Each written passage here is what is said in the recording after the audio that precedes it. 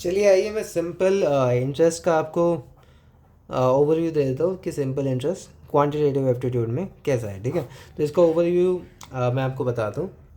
तो इसमें हम सिर्फ टर्म्स जानेंगे कि क्या क्या टर्म्स होती है और फॉर्मूला आपको बता दूंगा, ठीक है। तो यहाँ पे सबसे पहला प्रिंसिपल होता है, प्रिंसिपल अमाउंट, जो कि आपके पास होता है, जो आप इन्वेस्ट करते हैं, ठीक है, जो कि आपके पॉकेट में है इस वक्त, उसे हमेशा बेस लेके चलते हैं। जैसे प्रॉफिट एंड लॉस में किसको लेते थे, सीपी को, ठीक है, जो तुम्हारी लागत लगी है वही सेम है कि यहाँ पे जो तुम्हारे पास ऑलरेडी है, ठीक है। तो उसमें सीपी को बेस लेते थे, तो यहाँ पे आपका बेस आएगा प्रिंसिपल का। ये आप प्रॉफिट एंड लॉस के बहुत अच्छे से कनेक्ट कर पाओगे इस टॉपिक को ना, ठीक है, उसी हिसाब से चलेगा। फिर दूसरा क्या आ जाता है, एक रेट आ जाता है, ठीक है, एक रेट आ जाता है जिस पे आपको पर एनम कुछ इंटरेस्ट मिल रहा होता है, ठीक है। सिंपल इंटरेस्ट की बात चल रही है भाई, ब्याज की कितना ब्याज आपको मिल रहा है, ठीक है, 8% वो हो जाता है। फिर आ जाता है आपका टी। टी क्या होता है, इसमें टाइम हो जाता है। टाइम डेज में भी हो सकता है, मंथ में भी हो सकता है, और आपका ईयर्स में भी हो सकता है।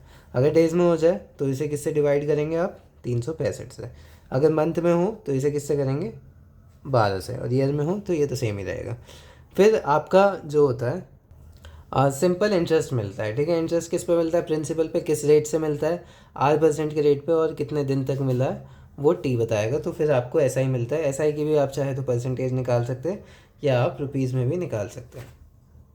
अब जिस प्रकार से आपका जो प्रॉफिट का परसेंटेज होता था वो एसआई का परसेंटेज हो जाएगा, और जो प्रॉफिट आप सही में अर्न करते थे वो हो जाएगा एसआई का रुपीज़ में, ठीक है, वो अमाउंट हो जाएगी।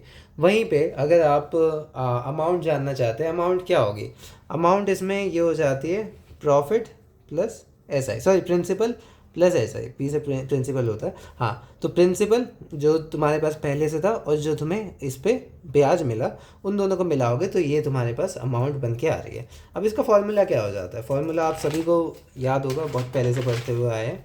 तो फॉर्मूला क्या है एसआई का, P R T, P into T into R by 100, ठीक है, ये इसका फॉर्मूला होता है। पर हम फॉर्मूले से नहीं जानेंगे, ये हम करेंगे एक ट्री मेथड से।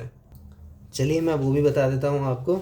तो मान लीजिए आपके पास प्रिंसिपल अमाउंट है 100 रुपये का, टाइम है 2 साल, और रेट ऑफ इंटरेस्ट दिया हुआ है 10% पर एनम, ठीक है। अब इसमें ये ज़रूरी है कि भाई कितना दे रखा है, पर एनम है, पर मंथ है, तो वो सारा आप देख के चलोगे।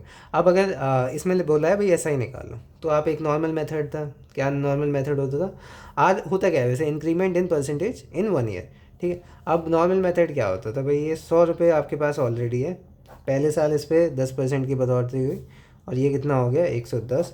फिर इस पे क्या कहते हैं 100 पे और 10% आपको मिल गया, ये कितना हो गया 10 रुपये, और ये इसमें ऐड कर दिया तो आपका हो गया 120। तो ऐसा ही यहाँ पे कितना हो गया, यहाँ से माइनस करोगे 20 रुपीज़, और ऐसा ही परसेंटेज कितनी हो गई, ये भी 20% हो गया, ठीक है। तो एक तो ये नॉर्मल तरीका हो गया। दूसरा तरीका आप क्या कर सकते हैं कि आपको दे रखा है टी 2 ईयर्स और आर दे रखा है 10% पर एनम। अब इन दोनों को मल्टीप्लाई कर दीजिए, कितना हो जाएगा 20%। अब यहाँ पे बेस सेम है आपका, तो यहाँ पे कोई दिक्कत वाली बात ही नहीं है। आप 20% डायरेक्ट 100 का निकाल दीजिए, कितना आएगा 20 रुपये, विच इज़ योर ऐसा ही। अब अमाउंट वगैरह निकालनी हो सारे फॉर्मूले में डाल दो, सारी वैल्यू आपके पास है, उससे बहुत आराम से निकल जाएगा। और एसआई में कोई ट्री मेथड मतलब चाहो तो ऐसे यूज़ कर सकते हो, पर ट्री मेथड का ऐसा जिसमें कुछ है नहीं।